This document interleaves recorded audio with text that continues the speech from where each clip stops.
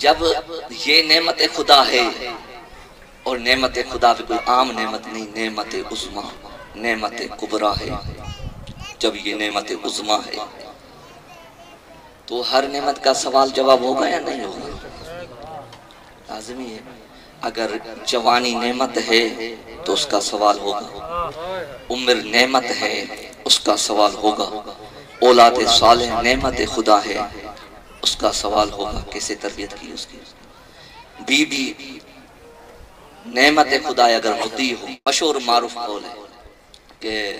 کیا ہے جنت کے خواص میں سے یہ بھی ہے، زوج المطیع، یہ جنت کے خواص میں سے ہے،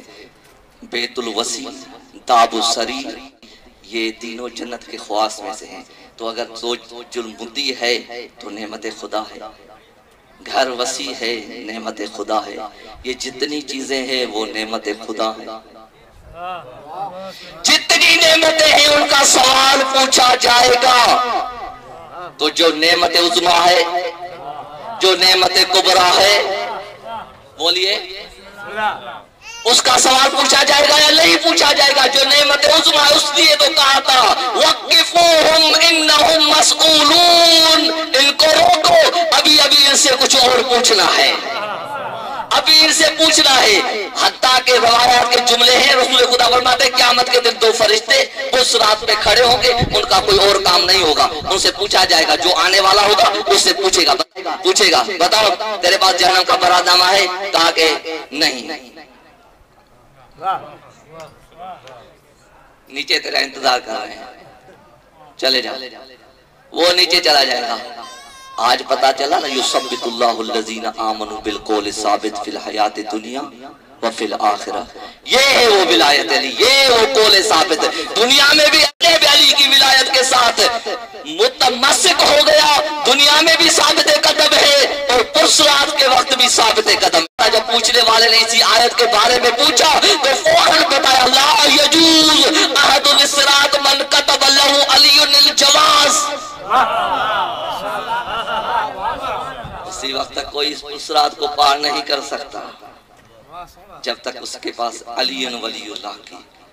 سنت نہ ہو۔ اور رسول خدا سے جو پوچھا گیا تھا یہ جہنم کے برات نامہ کیا ہے، تو رسول نے فرمایا اس میں لکھا ہوگا لا الہ الا اللہ محمد رسول اللہ علی وصی رسول اللہ،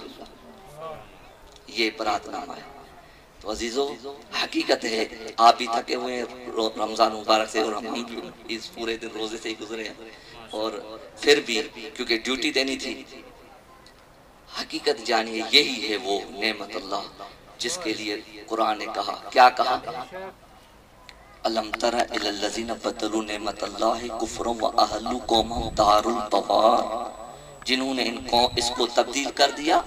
انہوں نے اپنے پوری قوم کو ہلاکت تک پہنچا دیا۔ تاریخ گواہ ہے، پوری زندگی دعا مانگتے رہے، جب انہوں نے علی کی ولایت کا دامن چھوڑا، پوری زندگی جب خلافت دوسروں کے حوالے میں دے دی، وہ پوری زندگی دعائیں مانگتے رہے، پوری زندگی اللہم لا تبقنی لمحزلت، اللہم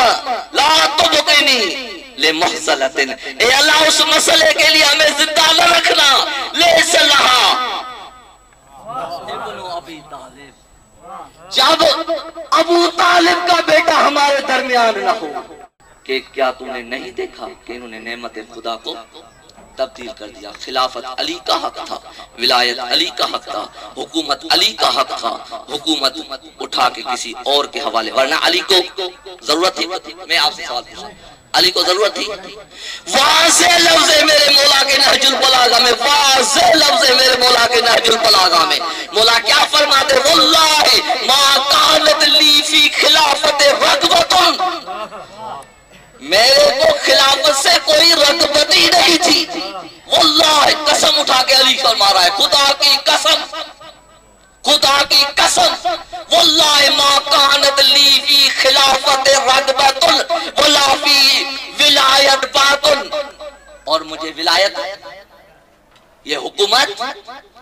اس کی کوئی پرواہ نہیں تھی، نہ کوئی حکومت کی لالچ تھی علی کو، نہ علی کو خلافت کی لالچ تھی۔ کس لیے؟ وَلَكِنَّكُمْ دَعَوْتُمُونِي إِلَيْهَا وَحَمَلْتُمُونِي عَلَيْهَا، علی نے فقط خلافت اس لیے قبول کی کہ تم ذلیل ہو کے آئے تھے، تمہاری خلافت آخری سانسوں میں چل رہی تھی، علی کے پاس جب آئے میں نے اس میں روح پھونکی، میں نے اس خلافت میں روح پھونکی۔ وَلَٰكِنَّكُمْ، تم جو آئے تھے، اللہ اکبر اللہ اکبر، علی کو خلافت کی کوئی ضرورت نہیں۔ اسی وجہ سے تو ہے کہ جب منبر خلافت مسجد خلافت پہ میرے مولا بیٹھے تو ایک شاعر کے شعر بتا دوں، جب مسجد خلافت میں بیٹھے تو شاعر نے دیکھ کے پیارا جملہ کہا، یا علی لقد زینت خلافت فما زینتک، اے علی خلافت نے تجھے زینت نہیں دی بلکہ مسجد خلافت میں تم بیٹھ کے خلافت کو مزین کیا ہے، تم نے خلافت کو مزین کیا ہے۔ پھر یا علی لقد رفعتها فما رفعتک، اے علی خلافت نے تجھے کوئی بلندی نہیں دی، اے علی خلافت نے تجھے بلند نہیں کیا بلکہ مسجد خلافت پر قدم رکھ کے